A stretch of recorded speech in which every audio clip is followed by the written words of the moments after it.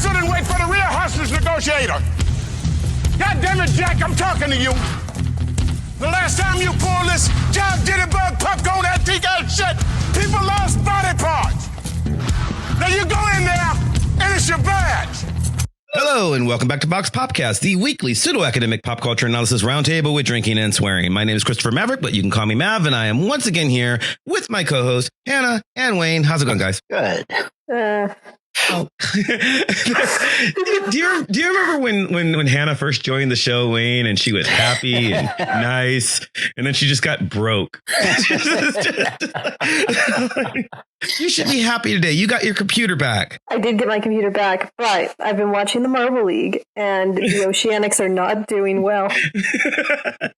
I'm a Team Galactica fan myself. Wayne, have you watched it yet? I have not. Gotta pick a team. Well, I've never been a big sports fan, so it's gonna take me a while. Neither is Katya, and she is now a huge fan. So we're gonna have to get into Marvel League on a future show when she's around, because I'm telling you, it really, Marvel League will change your life.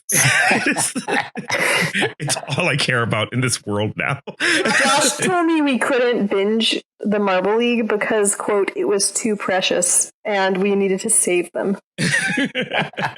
Well, I mean, there are like 4 years of back Marvel League games for us to catch up on, But I guess that's a story for another time. That's not really what we're doing today. I don't even know how you're going to transition. There's no transition. I'm waiting. There is no good transition here. It's just that, I mean, how do you start a show without talking about Marvel League? It's so much. It is everything. But anyway, we're going to talk about something less fun, but still interesting, hopefully. So, stick around. But we did a show a couple weeks ago on Copaganda. Specifically, at that point, we were talking about Paw Patrol for reasons that are somehow culturally relevant. And shouldn't be. I still, oh God, cancel that show. It's so bad. But we're not talking about Paw Patrol this week. We got some comments when we were doing that about, Copaganda is not just on kid shows. There's a lot of adult shows with it too. Like, we know that, but but we thought it'd be interesting to go the chase route. But like this week, I guess we're going to talk about, sort of Copaganda more generally in dramas and movies. And, so this is what I like to call, Copaganda II, going rogue. This really does sound like one of the reject titles for like Bad Boys. Phenomenal movie, Bad Boys, by the way. My head on this topic, like there's like 16 different things I want to bring up. We'll see how it fits in. All right. Well, let's introduce some guests. Okay. So Wayne, you weren't here last time when we did the Chase show because you don't have the intestinal fortitude to watch Paw Patrol like the rest of us do. It's true. And Katya can't be here this time, but we do have both of our guests from the Copaganda I show returning. Welcome back to Meron and Ryan. How's it going, guys? Good to be here. Great. Thanks for having me back. Yeah, that's great. I mean, it was a really interesting conversation last time, and it was weird because we were focusing on very much not what people think about when they talk about cop shows. But now I think we're really going to think about, what people think about when they're talking about cop shows and why it works and why it doesn't work. And you're using this purely as an excuse to wax rhapsodic about cop rock again, aren't you? Well, no, see, Cop Rock is the best of all cop shows. See. But it's not as good as Riverdale. As the movie. No, I was going to say, is that like Confidential? I thought you were going to go with Marble League. So, No, I was staying on topic. Okay. I like Confidential. I don't know. Well, I don't know. Ryan, Meron, have you guys ever seen Cop Rock, or is it just me? I feel like I saw it a very long time ago. Okay. Yeah, I remember it being on, and I think I might have put an episode or two on now and then, but I think, like you were saying last time, it was ahead of its time back then. Everybody likes to make fun of it, but everyone in the world has spent the last 3 weeks watching Hamilton on repeat. So, I'm telling you. So who has the last laugh now? Lin-Manuel Miranda. Mm-hmm. And Disney. Yes. Yeah. But Cop Rock, I can't believe I'm actually talking about this. And it's relevant. I made such a mistake here. Wayne, you set this up. Well, no, but Cop Rock is supposed to be the joke. It's never supposed to actually make sense, but it's actually relevant here. Cop Rock had, amongst its ridiculousness, one of the things that sort of worked about the show, to the extent that it worked at all, was that it was very much an of that era cop show, complete with the, you've got the good cops, you've got the bad cops, you've got the one cop, the dangerous one who's just, he's on the edge, all the time. And all the tropes of cop shows that go all the way from Hill Street Blues, actually all the way from Dragnet, Car 54, Where Are You, all the way through your Law and Orders, your movies, your Dirty Harrys to your LA Confidentials. They're like you've got the bad, that one bad cop who's really on the right side, but the law can't contain him because that sort of thing. Which is a horrible idea for a cop, by the way. I think that's one of the things I definitely want to talk about going into some academic stuff. I don't know that I watch a lot of cop shows. I mean, I'm old enough that I've seen a lot of cop shows in my life and movies, but it's not something I'm drawn to as a genre. But I have in the last several years read a lot of thrillers, novels that feature cop-like protagonists, I guess. And there's certainly those tropes play up in that as well. Like the protagonist is typically that cop who's willing to bend the rules and do things his own way to get things done for justice and whatever. But he's still the good guy. He will bring down the genuinely bad cops within the system. The one I'm thinking of primarily is the series of books by Michael Connelly featuring the character of Harry Bosch, Hieronymus Bosch, named after the painter. And there's an Amazon Prime series based on that. And he's the prime example of that sort of thing, where he is constantly having run-ins with his superiors and losing positions and being demoted and being reassigned to other places because he's broken the internal code of the cops, but he's done it for the right reason. And just see that play out in every one of his books. And there are a lot of them. Michael Connelly's been writing since the 90s. And just that whole look of cops, it's like there's the cliche of good cop, bad cop. And that refers to a very specific, interrogation style or whatever. But I think it points out that dichotomy in the way we view the characters as well. And this is where, and Mav, you and I have talked about this in conjunction with superheroes. We both talk about in our class, something originally from film studies called the thematic paradigm by Robert Ray. Robert Ray's thematic paradigm. Specifically, he was talking about Westerns, but it's gonna transfer to every. It's a very good way of talking about genre within film and arbitrarily within other fiction. And it's absolutely applicable to the superhero stuff we do, but I think certainly the cop shows as well. And he sees this as an American dichotomy. He breaks it down that way. I think you can find these archetypes all over the world, but the tension he sees as being very American.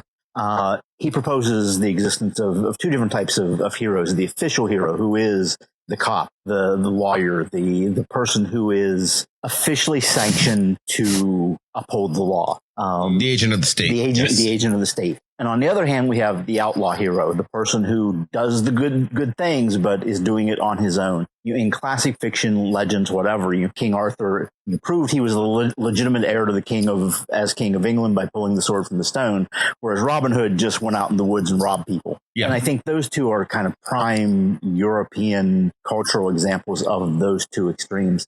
And part of the point that Robert Ray makes is in America, we really want both. We're a country. And we want to blur them. We want to blur them. That America is a country. The idea of law and order and justice and form out of chaos. And at the same time, we're a nation of rugged individualists. And don't you tell me what to do. Well, a conversation that Brian and I were having leading up to this was that a lot of cop movies and cop shows are basically using the structure of policing to hold action sequences and to hold fight scenes, car chases, etc. And one of the things that made me think of was that in a democratic society, or in our specific democratic society, the idea is often that the state has a monopoly on violence. So we're taking the people who have the state's sanction to do violence, and because they already have state approval for whatever fight, whatever chase, whatever they're doing, because it's theoretically in the upholding of the law, it's pre-sanitized and pre-acceptable. And then, but it's supposed to be through specific rules of engagement. And, we could hear about that from Ryan. But when we talk about the cops that are outside the rules, we're talking about a problem that is so specific and so outside the norm of what the regular rules can handle that someone has to be both against the problem and against the normal confines of what society has sanctioned them to do. And that's where it gets into a lot of like the super cop stuff and the super Copaganda stuff. And I think about like Lethal Weapon, especially, where there was that long ass duel at the end between between Mel Gibson, who makes me sad because it turns out he's a horrible human, and the main bad guy. And like everyone stands by, where, they fight with melee weapons, they fight empty-handed, and then finally they have a quick draw contest and the bad guy dies. And it's, the three main styles of fighting all happen. We watch our hero triumph in every single one. And under no circumstances should that have been allowed. The guy should have just been arrested, as far as I understand. But it was important for the audience to see the villain defeated by our main hero. I find myself in a lot of those things when I see the villain actually get killed at the end. I feel disappointed because I want them to serve a sentence. I want there to be longer consequences than just dying. If it's a really great villain, you want him to come back. You want him to come back, right? Well, I think that actually this is pretty interesting in terms of something like LA Confidential. You knew it was coming. Because spoiler alert for a really old movie that's almost as old as I am. That's a bit of an over-exaggeration, but not quite. At the end, the major villain ties up all of his loose ends, and he also is defeated. So he tries to cut a deal and raises his hands, and then Ed Exley shoots him in the back. Whenever Ed Exley talks about justice throughout the entire film, talking about we can't let guys get away with it, the question is what is justice? Because it seems that everything is just kind of stuck in the carceral system. So is going to prison a form of justice? Is that something that's good? And then, when people talk about abolishing the police, the other half of that discussion is also usually about abolishing the prison system, because the prison system in America is extremely cruel. So what does justice even mean is, I think, a question that LA Confidential and some of the smarter cop shows think about a lot. Mm-hmm. I think it's interesting, sort of to go back to what Meron was talking about and what you were saying, Hannah. I think one of the reasons this stuff is so popular is it's kind of this weird fantasy fulfillment that so many people want to, to them, justice is revenge. And they can watch a TV show or a movie where cops can get revenge on someone, so to speak. And like Meron was saying, it's allowed. So they can have these things happen. But then in the reality, cops doing those same things that they would cheer somebody, the same cop on in a movie, if somebody was doing that in reality, everybody, rightfully so, would be like, whoa, this is not okay. We can't have that. But it's fun to watch. Yeah, and what I think is so interesting about LA Confidential, and you're just going to have to stop me eventually with this, is that, a lot of these movies do lean into rogue cops. They do lean into either the villain gets killed in elaborate display, or they go to prison and then come back in a sequel maybe. But the thing that makes LA Confidential a really interesting movie to me is that it really plays with your perception of what is good behavior and bad behavior. And when Ed Exley makes the choices he does throughout the film, you wonder if that's okay. I think this also goes for any of the cops, and it plays with seducing the viewer to see these dirty / political cops' perspectives, but also it takes you out of that and makes you think, oh, well, no, this is actually really bad and brutal and terrible, and there's no one I can truly root for. I think that Watchmen does something similar with the main character Angela Abar and the other like mass cops, because you want to root for her, but in like the first couple episodes you see her perpetrating like horrific violence and brutality, and not in a comfortable way. Like not in a comfortable way. Like it purposely makes you uncomfortable. Yeah, I was trying to think when we were gearing up for this, I was trying to think of any cop movies I could think of where they just follow the rules through the whole thing. And the first thing that came to mind, I love this movie, even though it wasn't very popular, the Dragnet movie with Dan Aykroyd and Tom Hanks. That's funny. That went through my mind just as you started talking. It's a great movie. Even that movie, they wind up breaking the rules and going rogue by the end. And I'm like, you're talking about, the 80s version of Joe Friday, his nephew. But I can't think of any cop movies that are where they get to their goal and they do everything all by the book. It's like well, I think TV shows, it makes more sense for them to.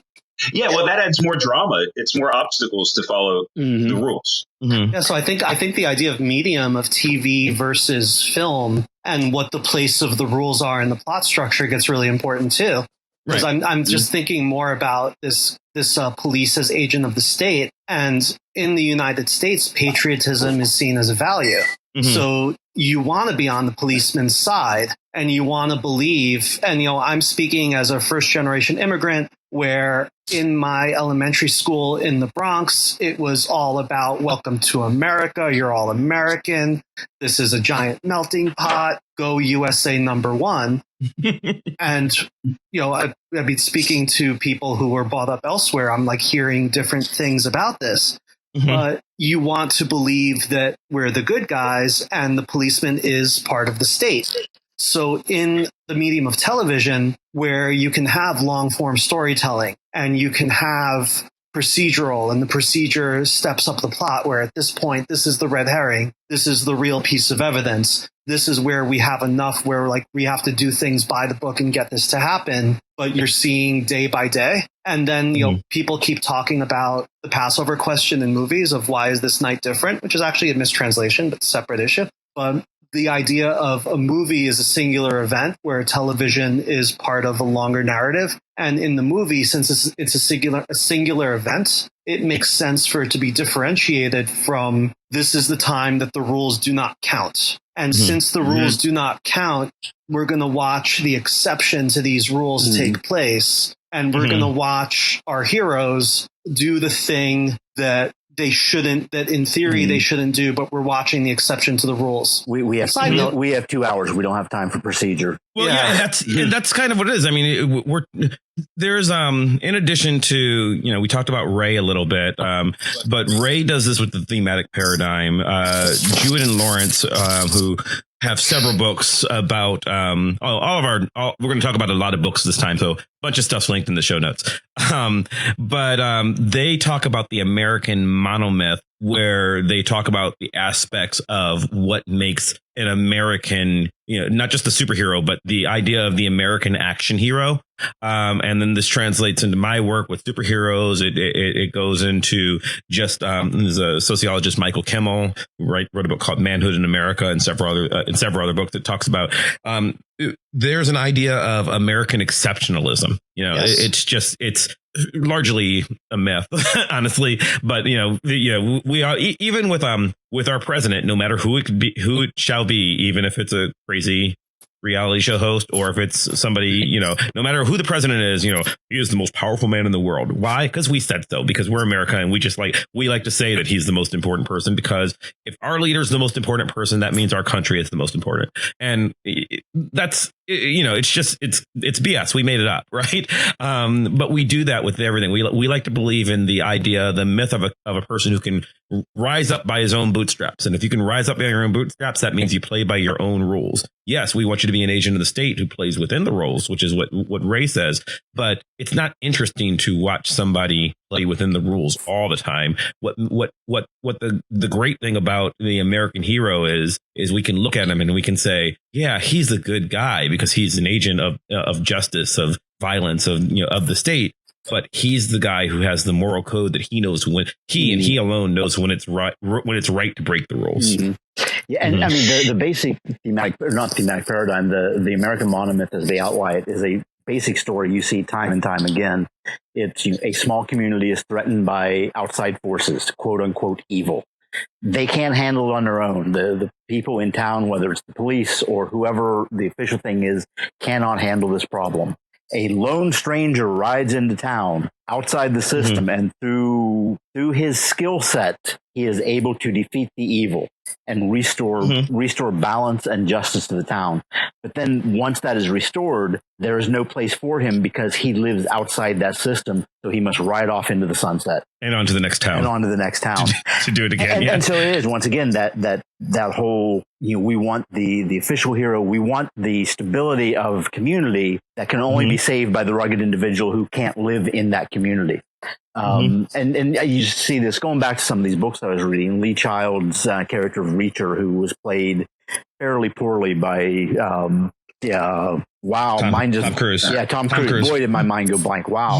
Because in the books, Jack Reacher is 6'6" and 250 pounds of solid muscle, and Tom Cruise is not that. But it is just. But he's dreamy. But it is the modern Western. This character, formerly military police, not the police, but former military police, who is now retired, who wanders the country, has no home, wanders the country just to leave me alone. He's like the Hulk in the 1970s TV show. Leave me alone. I don't want to get involved, but he always does. And it's exactly that. Something is going on in a small town in Minnesota involving drug lords. He goes in, he beats people up, he stops it, he hops on a bus out of town, the end. And I think one thing that ends up happening with that rugged individual who can go outside the rules is we want to believe that there is a way in which the American exceptionalism, that guy, that the sole hero that America produces can just, he is there for us when we need him. He is, again, he is very much a mythic hero. He's a Hercules or a Robin Hood or King Arthur who will rise again. And I'm thinking of even with our very serialized franchised heroes. Bruce Willis says it in Die Hard 2, right? How can the same thing happen to the same guy twice? And then, fast forward 4 more movies, right? And it just keeps happening to him. Or if you I think it's the commercial for the 2nd or 3rd season of the television show 24. What's great about 24 is Jack is absolutely an agent of the state. He is a good company man for essentially the CIA, even though they call it CTU on the show. He is a spy who is there no matter what horrible thing the United States of America asks of him. He's the guy who's there to do it. And then the commercial is just like, Jack Bauer hates when the phone rings because when the phone rings, he already knows it's too late. And that's why they're calling them, because all traditional jurisprudence and diplomacy has failed. And now we need this guy whose job it is to just do violence really well. Well, this one guy. And Jason Bourne is that, yeah. Well, it's also interesting. I'm thinking about the Steven Seagal movies, like particularly the first ones, where Under Siege. I'm thinking about Above the Law. Oh yeah, so like the too. Very first one, where it was this idea that this guy, like they show footage of traditional Aikido with Yoshiba Sensei, like the founder of Aikido, who was like reputed to be basically magic. And it's narrated by Steven Seagal, and there was this whole nonsense of it was semi-autobiographical. So the idea is that he goes to Japan, he becomes this incredible badass Aikido instructor, and then come back to the United States and signs up to be a police officer. Because what else do you do after becoming an ultimate martial arts master? Then join your local police department. And I, grew up doing martial arts, and there were occasional police officers who were in the school. And I even think even at Carnegie Mellon, the Tang Soo Do instructor was a sergeant in the police force. Yes, he was.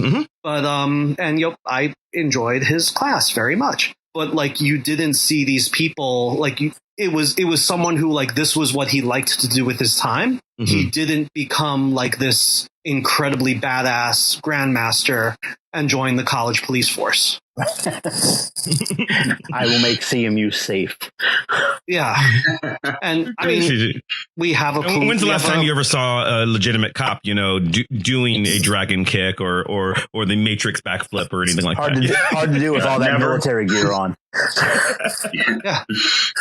And I think people are much less interested in human cop stories. They want super cop. Yeah. When you think of the TV shows that not like Law and Order, which is just a procedural and the cops are just props basically to move the story along. But like I think of Homicide from the 90s, which is I think one of the best cop shows ever. But it's about them as human beings, not about the cases, it's more about what the job does to you. And that show got terrible ratings its whole run until the network basically said, no, we're going to tell you to put pretty people in it and do these kind of stories. And then it failed. I don't think the general audience is as interested in seeing that as they are seeing either just a basic procedural, which is the most unrealistic thing, or super cop. So. Yeah, or like the police as vehicle for actions. I'm thinking about the TV show Lucifer, which is one of my favorite shows. And it's an adaptation of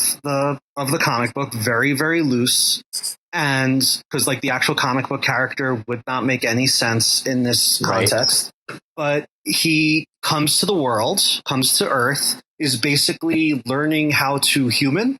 And in the process of learning how to human, becomes a special consultant to the LA Police Department, working with one detective. And no questions asked, the LA Police Department just took this very charming British accent man in a suit and said, you do you.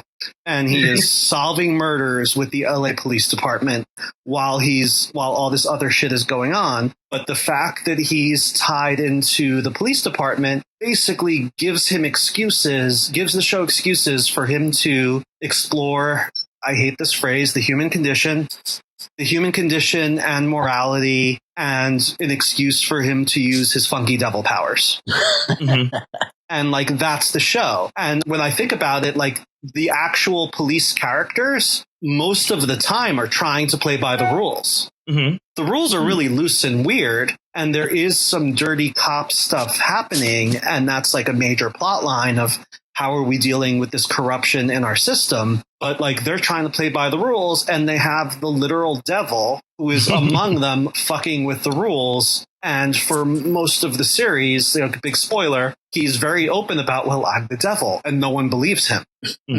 So like, that's a thing too. I wonder if, and this is a weird, interesting tangent, because I mean, since you bring up Lucifer, the conceit of that show, and I'm going to strip everything away. The conceit of the show is buddy cop show where you got the cop, and then you got his friend who's not the cop, but because he's not the cop, he doesn't necessarily have to play by cop rules, but being cop adjacent gives him a little sense of legitimacy in the crime fighting, right? Like that's the conceit of Lucifer. And I'm thinking about that, and we sort of reuse this on a lot of shows, right? That's what Bones is. That's what Castle is. It's what Flash and Arrow are in superhero world.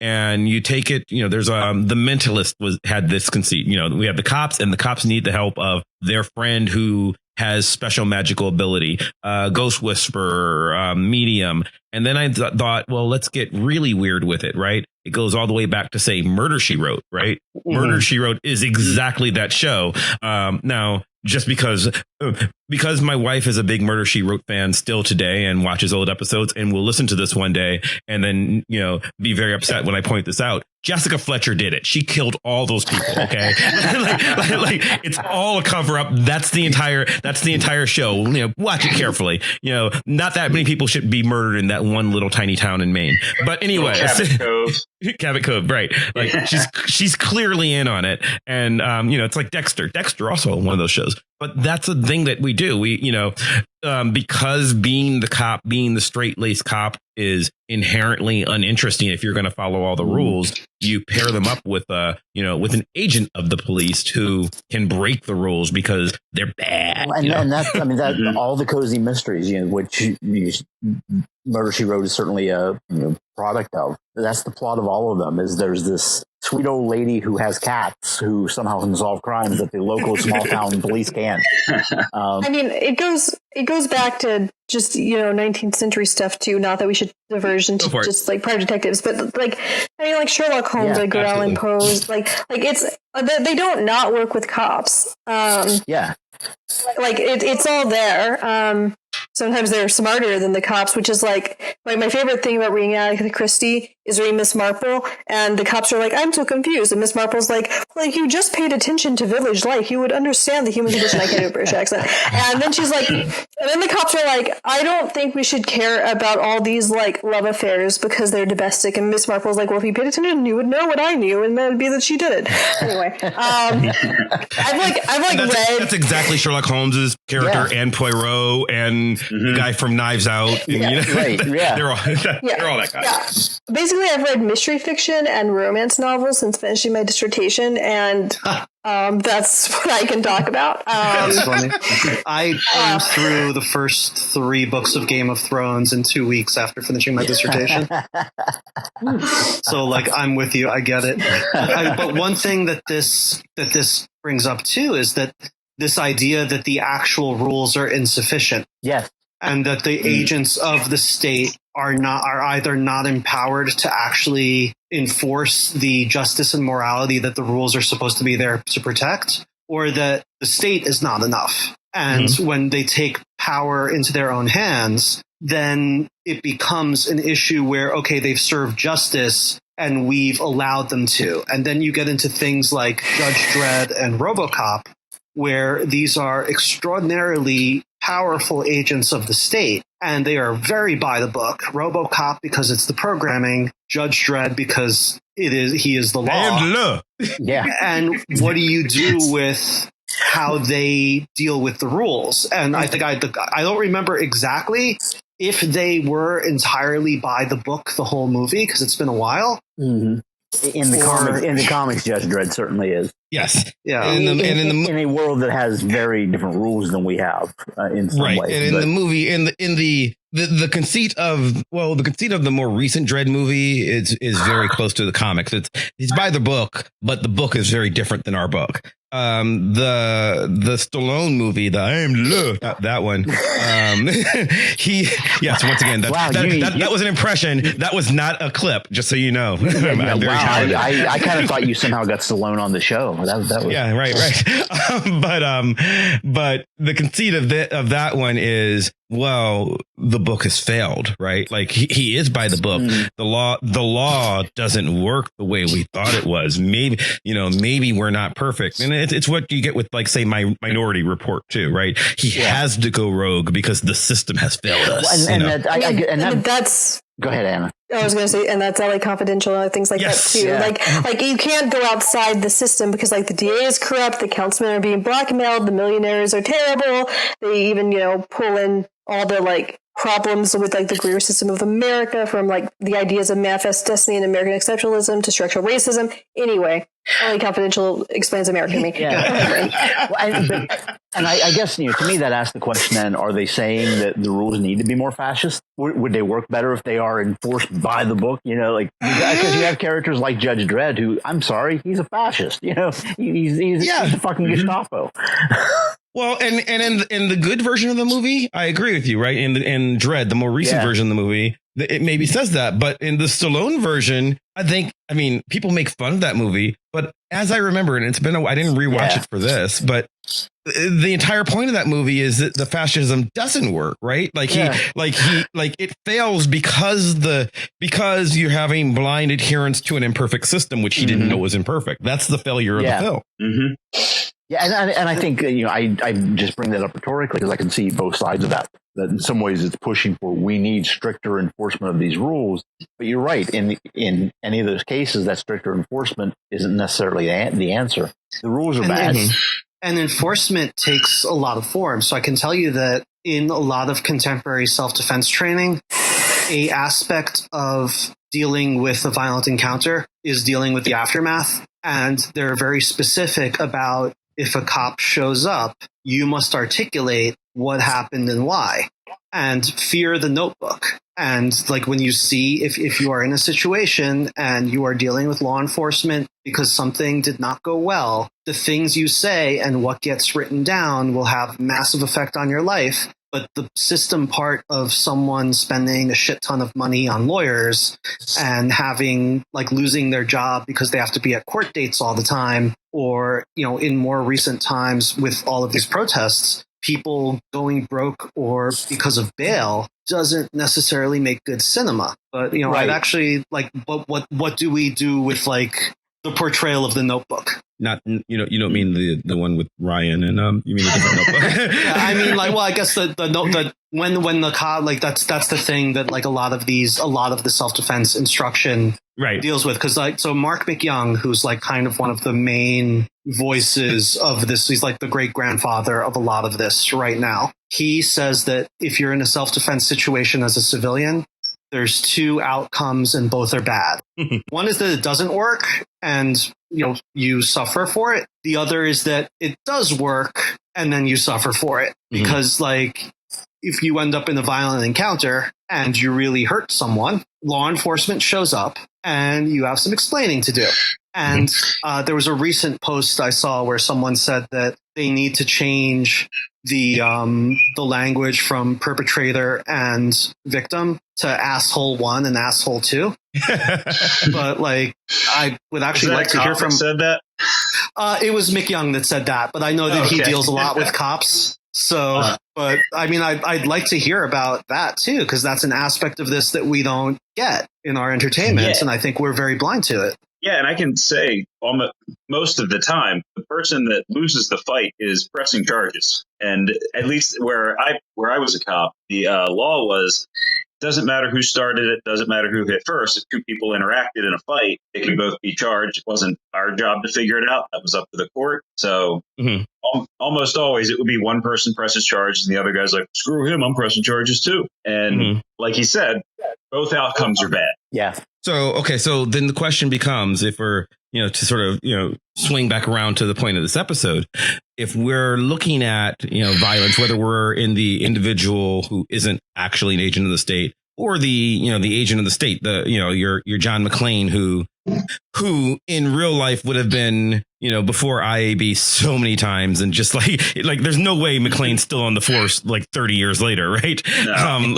But like, it doesn't matter how justified he thought. You shot how many people? Maybe you get away with it in Die Hard 1, right? But like by the time Die Hard 2, 3, 4, and 5 are coming on, like why the fuck are you going to Russia? Like, what are you doing? Even Die Hard 1, he's out of his jurisdiction. Yeah. Right.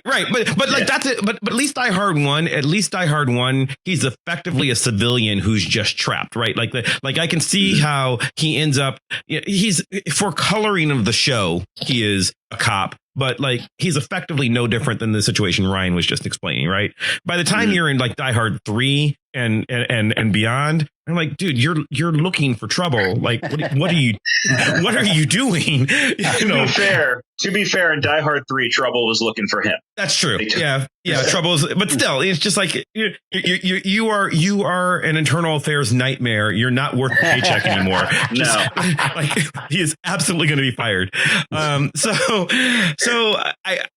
I don't know. Like if we are celebrating this fictional thing where it's returning to the thematic paradigm, it's not a might makes right kind of thing, right? Because it's not like we are telling stories where we justify the actions because he's the strongest. We justify his violence, Dirty Harry's violence, John McClane's violence, because we inherently believe that this guy, this one rugged individual, right, he is right by virtue of him being the hero, in a way that we don't with we look at Hans Gruber and we say Hans Gruber is wrong. He is a bad guy. We look at John McClane and we say John McClane's right because he is a good guy. But effectively, what's the real difference between them? How do we know who to root for when two cowboys meet, in the middle of an empty street? Do we know about Sheepdog Theory? Have people heard about this? So this is from a man named Lieutenant Colonel David Grossman, and he basically defines people as 3 types. And there is sheep, wolves, and sheepdogs. And the difference between wolves and sheepdogs is which side they're on. Now, this has been largely debunked, and this is often used by a lot of like basically militia types or wannabe superheroes to justify their own like toxic masculinity. I also hate that term, but like it counts here. But it's used to justify a lot of really poor behavior. But the idea is most people are sheep, the bad guys are wolves, and the good guys are sheepdogs. And I think this is similar to The Power of Myth, to Joseph Campbell, where it's horrible anthropology, but really good story structure. And if you take this towards story structure and you say, okay, we define all the standbys and all the victims and all the people they're saving as the sheep. We define Hans Gruber as the wolf. And then McClane's our sheepdog. We define Dirty Harry. Dirty Harry's a sheepdog. So whatever he does, he's doing it in his essential sheepdog capacity because he's going after the wolves. And as long as he's a good sheepdog, the rules don't matter quite as much because he's still protecting all of us poor helpless sheep. Protecting the herd. How do you know he's a sheepdog other than the fact that the movie's named after him? That's the thing. It's like it's in the behavior because like I think it establishes those guys are the wolves because the wolves are obvious bad guys. So he's fighting the wolves and it doesn't. And like, you know, wolf on wolf violence is kind of not a thing in a lot of these movies, or it's seen as a blessing. So the sheepdog going after, like, as long as someone's going after the bad guys, they must be a sheepdog. And you know that whole idea has been brought up not in those terms, but in Walking Dead. You know, they've pointed out the whole, if we had started the story with Negan's group, who we see as the bad guy in the story, if we had started the story with him and witnessed this world through his eyes, our characters, Rick Grimes and his group of people, would definitely be seen as the bad guys. Just based on their behavior when they first encountered Negan's group, and they killed some of his people. They would have been seen. So you're coming at it from a different angle. So yeah, it's very much who is the in group that you identify with. Well, so is it the problem of I Am Legend, right? The I Am Legend. The entire point of the story is that you follow the hero. If you're talking about the film version, then Will Smith. You follow him and you believe him to be the hero because he's going around killing zombies until you realize that he's the only human left alive in this world. Or there's actually others, but for the most part, he is the human left alive. And so from the point of the zombie who is really just trying to live their life, you've just got this crazy alien terrorist who's running around killing us for no good reason.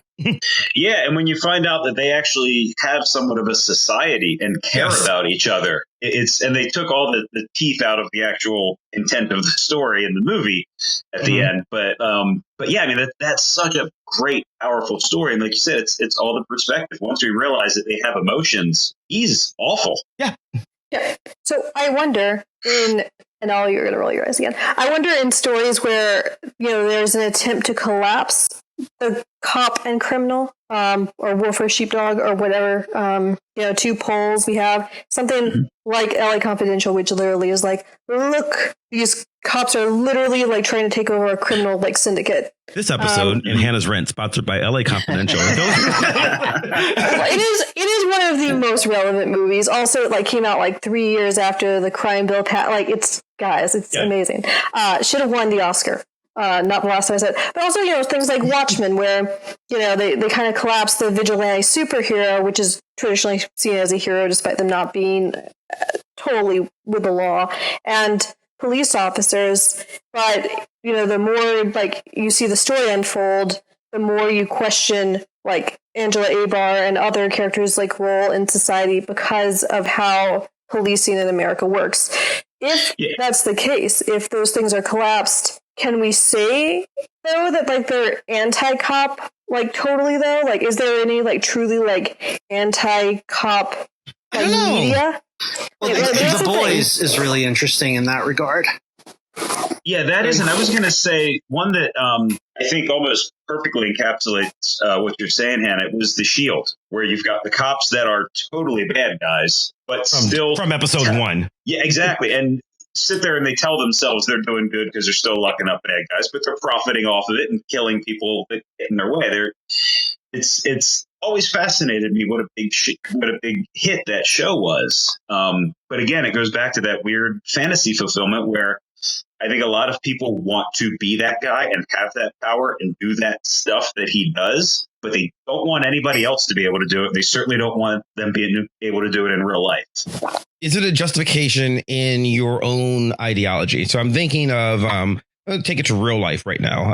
And this is something that Wayne, I know you've discussed briefly on the show before. And for instance, the idea of in real life, some way larger than I am comfortable with portion of actual real life cops have fallen in love with the symbol of the Punisher as their avatar and logo, and so much so that Marvel Comics has had to write Punisher stories to point out that the Punisher doesn't want you to do this. The entire idea of him is, I am a failure of the system. I am not what you want to be. I'm not Law and Order. I'm a murderer because I'm looking for revenge and vengeance and not justice. And he is not a healthy man. No. and his TV show, by the way, does a very good, the Netflix show does a very good job of sort of writing that line. However, I don't know if it matters how bad a cop somebody is, right? Because Dirty Harry's not a good cop, right? Like, Dirty Harry is absolutely not what you want your local law enforcement individual to be. Yeah, he's a sociopath. Yeah, and he's a sociopath with a badge, and that's what makes the story interesting. But I think that part of the, we always want our heroes to be interesting. Okay, take it to not a cop, right? Like we're teachers, right? As a teacher, my life is nothing like the movie Lean on Me or Stand and Deliver, right? That's not or what's the Robin Williams one where he stands on the table? Dead Poet Society. Yeah, that has never happened to me. I mean, I've had like interesting classes, but like if I jumped up on the table, my students said, "What the hell are you doing?" I'm going to try it next class. Actually, I probably could get away with it because I'm weird, but like it's just you could get away with it because I've done it. Yeah. Okay, good. So like, I don't, but like, that's not really what being a professor's like, right? Like, not most of the time, but we take these interesting things. Like, if, like, you can make any job interesting if you only show the 1%. We talked about this on the last Copaganda episode, the 1% of interesting stuff, and you make it like that's the entire job. Yeah. Then sure, it seems great. Like no one wants to watch Clint Eastwood do paperwork. That would be boring. Like, oh, look, he's filling out his forms. The after action report, thrilling. That's good television. Or Hot Fuzz handled that so well. Yeah, I'm glad we're bringing up Hot Fuzz because I actually feel like the first half of that movie is actually like fantastic commentary on what we conceptualize of as the police. They're Totally they're commenting agree. on a lot of American buddy cop films. I think the second half leans into what they're critiquing, but it's actually way smarter than I thought it was going to be. Yeah, and I love the oh god, I can't remember his name now, and I love that movie. But the Nick Frost character being so Letterman. obsessed. Yes. I love him being so obsessed with the American cop films. And where we've got this actual super cop that's never seen any of them and couldn't care less about them. Mm-hmm. So you've got the one guy who's just this wannabe fantasy cool cop that does nothing but watch these Copaganda movies. And then you've got the other guy that really does this stuff that thinks that stuff is stupid as hell. And I really appreciate how I think my favorite part of that movie is whenever they're talking about like the police force. It's like, no, the police service. And I mean, I think there's a reason why, like I point out last Copaganda episode, that I've been reading a book called The End of Policing, and there's definitely a reason why, even though it's not perfect, the author of that book constantly points to places like the UK as examples of like alternatives to American policing for how they handle things like mental health services. How do they? Is there like how do they discuss how they handle like calls for people with mental health issues or? Right. Yeah. So like one thing that, he talks about is like instead of just police who are untrained in the U.S. answering phone calls, which tend to, in a lot of cases, lead to the death of the people they're being called to help. There are crisis intervention teams. So like officers are trained to become more knowledgeable. Sometimes like they're accompanied by people who are like trained healthcare workers. And so this approach is common in places like Canada, Britain, Europe, and Australia. I don't know why Britain and Europe are listed separately exactly, but there are some nuanced reasons why. So like, quote, specially trained officers work with mental health professionals to respond to calls involving people with mental health. That's really good. Yeah, in most cases, like the people who are like trained health professionals take the lead. So like, if you guys are interested in reading this book, I think it's still free on Verso, but it mostly like points out like a lot of like alternatives to like what some of the big problems with like structural problems with policing are in the United States. And the mental health issues are huge. And again, it's not something that we see in a lot of TV and movies, but it's a very common call. And I wish more police departments did this. And I think I mentioned this the last time. The department that I work for, Baltimore County, they actually have I couldn't remember the name last time. It's the Mobile Crisis Unit, and each unit is 2 officers and a counselor. And the counselor kind of takes point unless the person is dangerous. The officers aren't in like full uniform; they're dressed down with like a polo and khakis, and they have really good results. They actually get to know the people that are common calls. So like the people might recognize it, be more comfortable with them, and they sit with them. If they have to go to the hospital, they actually sit with them the whole time to make sure that they're okay. I think that's a great model. Yeah, and I just don't understand why more departments don't start doing stuff like that, especially these days, other than they just don't want to spend the money. Mm-hmm. Well, they don't want to spend money, and I think it probably doesn't fit with the narrative, right? Yeah. Like, so I mean, if you've not picked up on the show before, I'm not necessarily the person who believes that media just creates our reality, but it does inform our reality, right? And I think that our idea of as a society, idea of what we want the American policing system to be, I think American society wants it to be exciting. We want to believe in these superheroes, right? Like what the people who are against the defund the police movement aren't against it for at large. They're against it for, well, what are you going to do when somebody is, trying to murder you? I'm like, well, I hope nobody's trying to murder me. I mean, this is like, let's not jump to that part of the problem, right? Assuming that, if someone's really trying to murder me, yeah, okay, then I'll call the cops. But for the most part, like, that's, again, not what police really do. Ryan, how long did you work as a cop? 22 years. How many murder calls did you go out on? 2, I think. Okay, so there you go. And the counseling thing. I worked in mental health services for a brief period in my life. I have restrained people who were being, in the moment, relatively violent. So, there are people like me who are trained to do some of that sort of thing. I haven't done it in a long, long time. I wouldn't want to do it now. I'm old and I'm fat and I'm out of shape. But, back then I was okay. Do you even want to do a movie like who wants to do a movie about cops going out on mental health calls, right? Like, that's not interesting. Right. I mean, like. Yeah. Right. Yeah. Right. And we want the action hero, right? We really, really want to believe in this guy. So even, I mean, Meron, you pointed this out on the last show, right? Like, how often do people look at like a Black Lives Matter situation where somebody gets shot and they go, well, why didn't he shoot the gun out of his hand? Because that's not what you do. That's not a real thing. Yeah, right. That's not what happened. That's not how guns work, right? And or even or shoot him in the leg. Yes, which by the way is Joe Biden's solution. Joe Biden's solution is, why aren't we shooting people in the leg all the time? And I'm just like, stop talking and making it hard for me to vote for you. Stop. Just shut up and you'll win. Just never speak again. But I mean, we talked about last time, like, like some sort of like warrior mentality that like a lot of cops have, and like it's always like there's a lot of like training that and thought process of, oh, like I have to be prepared at all times for like someone to confront me. And I think, again, I'm going to just do this. LA Confidential does a good job of capturing that kind of mentality because, part of the reason why shootouts sometimes start is because like a beer bottle like falls off the table and breaks and the cops are super jumpy. Or, Ed Exley at the beginning of the film is like, I don't like violence. But then, his nameless partner is shot and the camera cuts for him to look at that partner and he retaliates. after the camera like cuts to him. So it's also like, I mean, I think LA Confidential does a fantastic job of like also looking at this like inner mentality of like the police. And I'm going to use the words toxic masculinity, but if there's ever a film that was about toxic masculinity and like the culture feeding upon itself, not just destroying like women, then it's Fight Club, but also LA Confidential. yeah. No, like Fight Club is not about what we're talking about.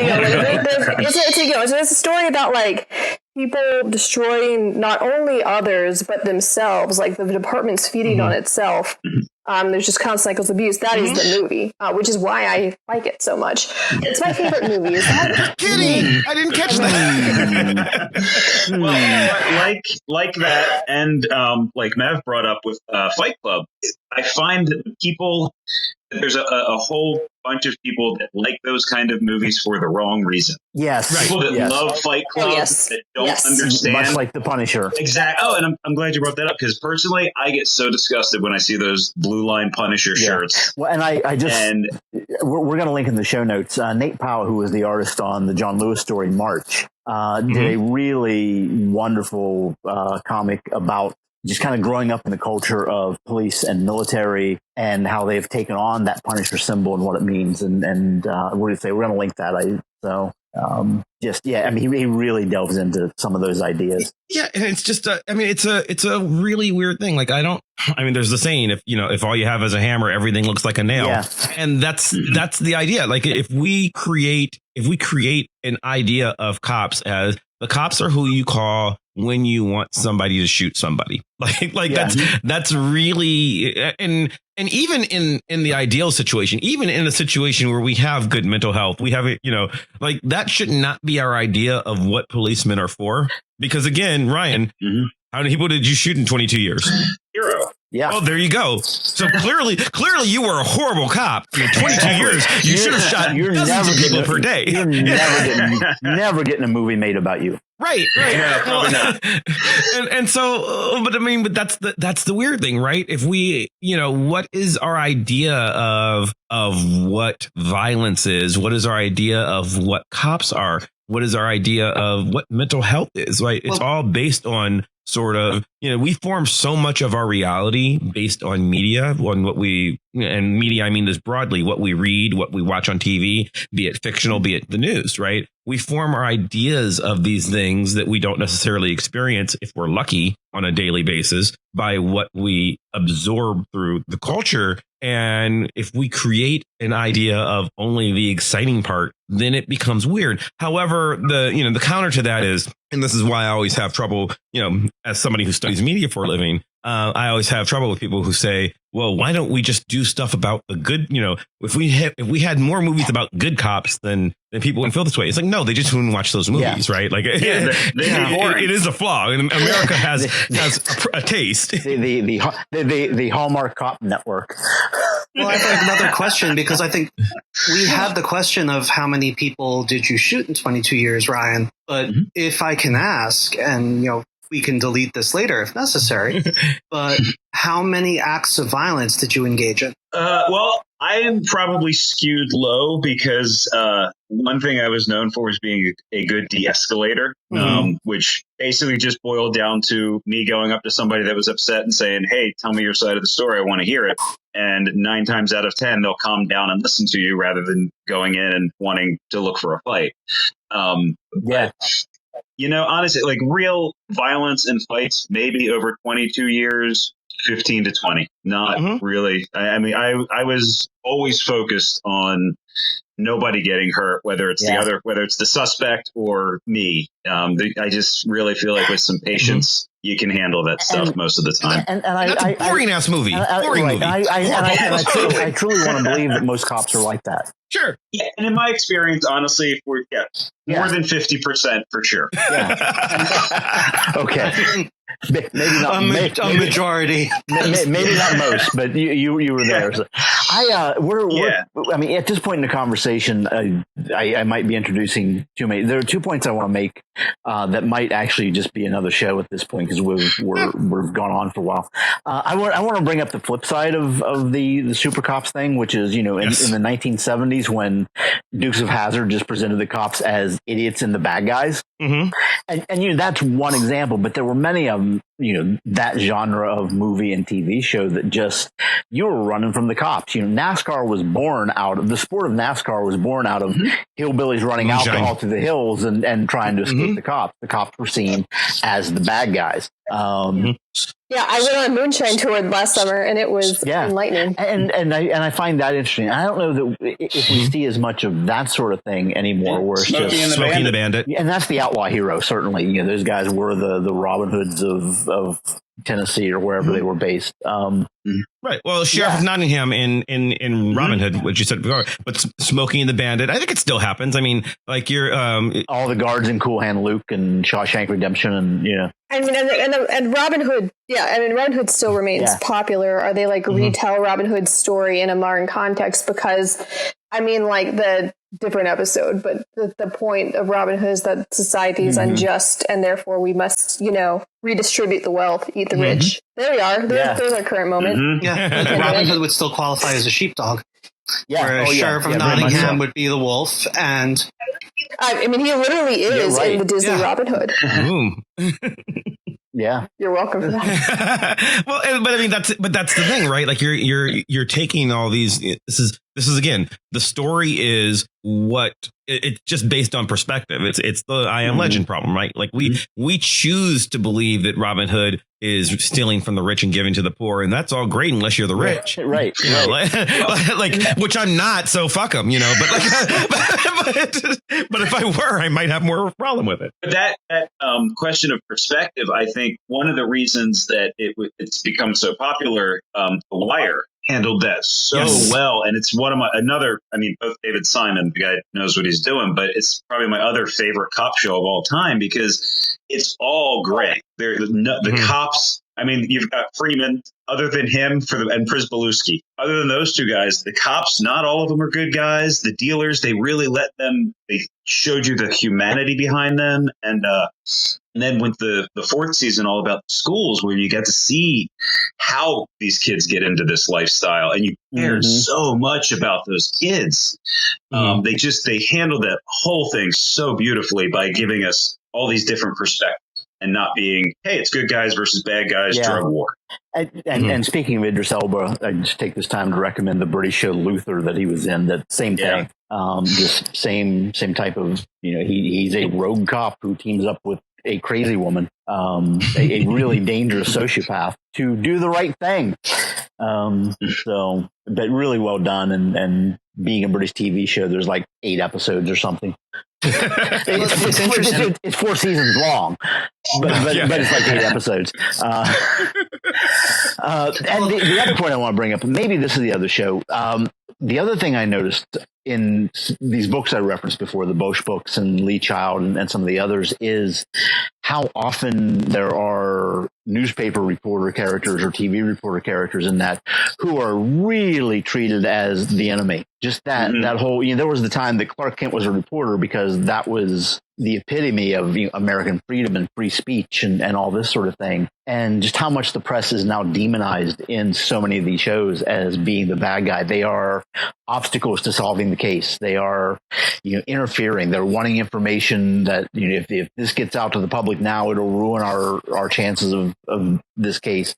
And I don't deny that there's some truth to that sort of thing. There are things the public doesn't need to know about cases while they're in process. But I've just noticed how often press is really demonized as a sideline in a lot of these novels I've read. Yeah, and it's so prevalent that when I first started writing back in I think 97, the first screenplay that I ever wrote totally plays up the whole press pain in the ass aspect. And when I went back to it a few years ago, I was like, I don't get this at all. That has never been an issue in my entire career. Yeah, it's so much a part of the genre. Well, it's the trope, Yeah, I mean, as a student journalist, I can tell a story from my own perspective. I had to go make friends with the like Starkville PD and tried to make friends with like very specific officers in like the Mississippi State Police Department in hopes that they would like take my phone calls because like press and the police, at least in that particular place, were not always on the best of terms. I cannot speak to why, because like it was a constant like rotation of student journalists because, you know, you leave your job because you graduate. It was really fun on job applications. Why do you leave the position? I graduated. So I made friends with some of the officers. Friends is a loose term. And I made sure I quoted them correctly for all the reasons. And it turned out they did take my calls after a while. They offered me a ride along and I never got to go. But yeah, like there was nothing like super like hostile, but there definitely was some tension. And that's it. I don't know how true that is in the real world. I have a friend here in town, usually an old customer of mine, who is essentially covers the police beat for the Pittsburgh Post-Gazette.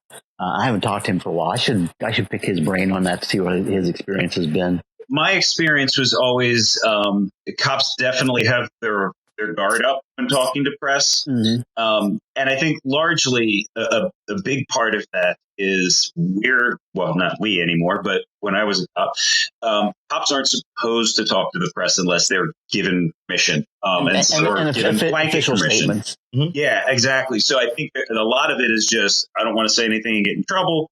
And I think just that whole mentality leads into, I don't trust them after time, you know, and that's something that should be addressed, because there's truly, if you're not doing anything wrong, there's nothing you should be worried about the press knowing, aside from investigations and progress. Right. Yeah, that's it. Yeah, the investigation thing that makes sense to me. But yeah. I mean, I don't know who I'm being fair to, but to be fair, it seems that everyone, and this is a different episode entirely, but everyone has bad perceptions of the press. Like the critique I've seen it related to the police and the press lately is that the press is so willing to take the police upon their word, and there were, are a lot of like police statements that were proven wrong by videos from recent protests, or very poorly worded headlines and lead stories, or a lot of use of passive voice to disassociate actions from the police. Shame he got shot. So I think so like, there's a lot of like critiques of the press from just all sides. I mean, we have a president who enemy of people. Enemy of the people. Which, like, I feel like absolutely, if you are a member of the press, you should do your due diligence and do your job. But also, as someone who knows how much a lot of like reporters make, and also how much pressure they're under, and how much work they do for so little money, and how like sometimes it seems like no one likes you, I really feel for them. I think the press is a very big category, because if someone says, "Hi, I'm from Breitbart," or "I'm here, I'd like to interview you for InfoWars," like you're still the press. Kinda. Yeah, that's the other thing. Like the quote, the media isn't exactly a thing, because there's real people. The media includes novelists. We're the media, right? Yeah, we're the media, right? Yeah. Well, and it's a bad category. It's a way of lumping all that together, and you people who just lump the New York Times in with InfoWars or whatever. That's a problem, and then just that whole demonizing of the press concerns me. At the same time, I have my own issues with how much of it has become entertainment and not actual investigative journalism. I have a question. Yeah, this is another episode entirely. Is that like another version of So We've Resolved Nothing? I think so. I think we're resolving. Since we're talking about future episodes at this point, I think we've resolved nothing on this one. Yeah. Yeah. Like it's like, hey, it's way less work to like sort of book and produce the show if we just do it all on the air. Right. Like if people want to listen to us have our conversations about what do we want to talk about next time, that's our other podcast. What do we want to talk about next time? This is how we ended up with so many monster episodes and everyone likes those. That's true. But I mean, it is a weird thing, right? Like, because we really have resolved nothing. I still don't know. I mean, and I do know parts of it because I know how American exceptionalism works. I know how monoliths work. Writing a dissertation on it, but the amount of love that we as a media consuming society have for specifically the rogue cop, it is weird, right? Like that is a weird, very specific thing that we do. Yeah. Also, just the love we have of cops. Like, there have been people on Tumblr freaking out that people are critiquing Jake Peralta from Brooklyn Nine-Nine. And as the other half of Tumblr said, Jake Peralta is not the person you need to be defending right now. Also, he's special. Well, I mean, and it is. I mean, so if we, and just to sort of go back to the real life thing, right? If you look at the Black Lives Matter versus Blue Lives Matter, that Dave Chappelle said, there's no such thing as blue lives. Cop is a job. You can just not be a cop if you don't want to, right? Like your job doesn't make you more or less valuable than anything else. But cops, like soldiers, are the kind of thing where we have created the society where it's like, oh, thank you for your service. No, again, I'm really not that nice. So if you want my respect, you earn it. And it's an individual thing, right? I don't necessarily, oh, you're supposed to love cops. But we've created a society where some people more than others really, really, really want to be able to hero worship them. Blue lives, the whole thing where people who aren't cops are literally flying flags with Punisher logos on them and blue lines to say, hey, I support police. Why? Like why? Why are you doing this? It's just a job. What? Can you imagine people like wandering around going, I don't know, convenience store employee lives matter. They do. They do. But why are you concerned with this? So it is a weird thing that we've sort of created a special category of people to imbue with magical hero worship. And I think media is a part of that in as much as it is a reflection of it, if nothing else. I think it's a big part of the American exceptionalism concept because, again, if we're looking at policemen as embodiments of state power, then they're essentially, the same as the local sports team. Because it's like, hey, this is like Go America. There's a flag sewn onto police uniforms. Mm-hmm. It's right there. And when we see, I'm thinking about representations of police as agents of bad states. So there's a Latin American playwright, Griselda Gambara, and her famous play is Information for Foreigners. Mm-hmm. And it goes through scenes of state torture. And the people doing the state torture are generally the official, like the equivalent of the police. Mm-hmm. And it's, the same embodiment of these are the agents of the state with the theoretical monopoly on violence. And here's what they're doing with it. Whereas America is this pure golden good concept. So the people who we've decided have the monopoly on violence are the best people possible because they literally have the ability to kill if necessary, restrict freedom if necessary. And we need to believe that the state is good. So therefore, the people who enforce the state's will are good. And if we're critical of the agents of the state, then are we being critical of the state? Yeah, exactly. Yeah, we are. Yes, that's what this show is. Yes, we are critical of the state. We're anti-state radio. Ooh. Okay, can we get a specific individual's attention, and will that get us sponsors from people that I like better than that individual? Anyway, we should probably end it there before before people in black suits knock on my door. Ryan, Meron, thanks for joining us again. Oh, this is great. Glad to be here. Thank you so much. Yeah, this has been great. Thanks. Anything you want to promote? I want to keep promoting my podcast, Slippery Slope. Absolutely. Linked in the show notes. Slippery. What? Just real brief, because we've talked about it. Every time you're on, is a near future. It's a peek into a near future United States where everything has gone wrong, and it is dystopian. And one of the things that is happening is that people are getting their organs harvested for defaulting on student loans. Mm-hmm. It's so people understand. This is a radio play, essentially. He's not just like. This is a podcast radio play created through the audio podcast fellows of Stony Brook University There's a program I just graduated from. It was a really cool fellowship, and it was created through. They kind of sponsored the creation of that. My director is a man named Damon Seraphin, who actually was on Broadway in Rent and has quite a career. And my sound designer is a man named Will Pickens, who is a sound designer with Broadway credits. And the best thing I ever did is con those two into working with me. So I just want to make sure people understand that this is a play and we don't have like a War of the Worlds situation kind of. No. You know. Life would be more interesting that way. So. I have student loans still, so I would prefer not to have my organs harvested. Just saying. Yeah. And I want to say that the second best thing that Meron did was con Damon into directing my play earlier this year, which is about police and the community issues. So thank you, Meron, for that. My pleasure. Plug wise, all of my industries are dead right now. So I'm updating my website. So RyanScottThomas.com. By the time this comes up, it should be up and revamped. That's linked in the show notes as well. Palindrome Hannah.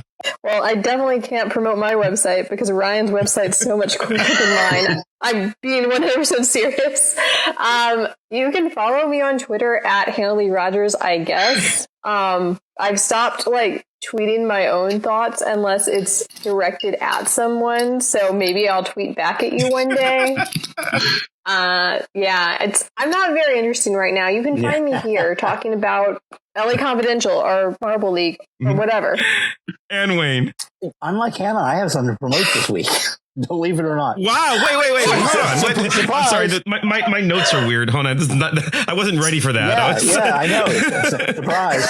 No, this is shameless self-promotion in an effort to make money. Mav, you've probably seen either through Instagram or Facebook. Just this spring, in an effort to keep myself sane, I started taking more walks, and on my walks, I started taking more pictures, and I started posting them. And the response to it has been overwhelmingly positive. People are loving my photos. And I say this is someone who's never thought of himself as a photographer, because that's you, Mav, and that's my roommate, Marcel, and something I've never done. But enough people push me. I set up a Redbubble shop. So you can get postcards and posters and iPhone cases and whatnot with my various photo designs on them. If there are things I didn't activate, they'll print it on anything. Like I didn't activate shower curtains because that just seemed kind of silly to me. If you want a shower curtain or a mini skirt or leggings with one of my images on it, let me know. I will activate those for anybody who wants them. I just didn't make them available in general. I'll send you the link now for the show notes. It's redbubble.com/people/Wayne Wise, or you can just go there and search my name and it should come up. So yeah, I got a thing this time around. So there. So there. It sounds like we're warring 5-year-olds. I got a sting. You can follow me on my website, also www.chrismaverick.com, though I've not been doing anything there. I'm devoting most of my time to here, oddly enough. You can follow me on Twitter, Facebook, Instagram, all the social media places, always at Chris Maverick. You can follow the show on our website at www.foxpopcast.com. And if you enjoy the show, which, clearly you do if you're getting this far, you can subscribe to us on iTunes, Stitcher, Spotify, wherever the hell else you get podcasts from. And now YouTube. Please, everybody listening, go, if you're listening to the show, subscribe to us on YouTube, even if you don't want to watch us on YouTube, because, we actually need to hit a certain number of subscribers in order to unlock some stuff. So just go and subscribe to us on YouTube. Then go to your spouse's account and subscribe to us on YouTube there. Just get our numbers up. We need the subscriptions more than anything else. I like the YouTube interface. Something about it, the visuals you've added to it add something to my experience of that. Yeah, that's worth saying. Mav has added visuals that are very helpful whenever we describe See, and that's the thing. This episode, we talked about a lot of stuff. So now I'm wondering, am I going to have the time in my life to go through and pull clips from LA Confidential. Did Hannah mention LA Confidential so many times that I'd have to use so many clips that we would be in copyright infringement mode? I'm not sure. Actually, but yeah, and I usually not only do we have it depends on the episode. If it's an episode with a lot of visual aids, I tend to link them so you can sort of watch clips or look at pictures of whatever we're talking about, and it does, hopefully enhances the experience a bit. But certainly you can comment on YouTube, you can comment on our blog, you can comment pretty much anywhere. I guess you can tweet at us too at Vox Popcast. But that would be helpful if you subscribe to us in all those places. And while you're at it, while you're subscribing to YouTube, leave us a 5-star review, especially on iTunes, on Apple Podcasts. That improves our rankings there, which also will help people find the show, makes things better. There's a lot of perks and stuff. So we definitely need your help with that.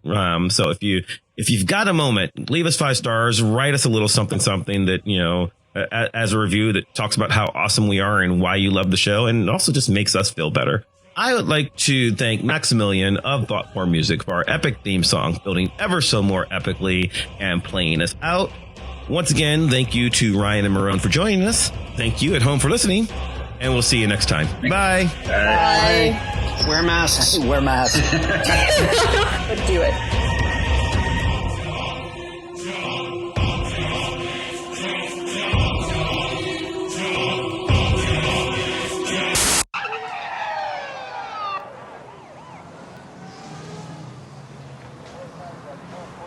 Go ahead. Make my day.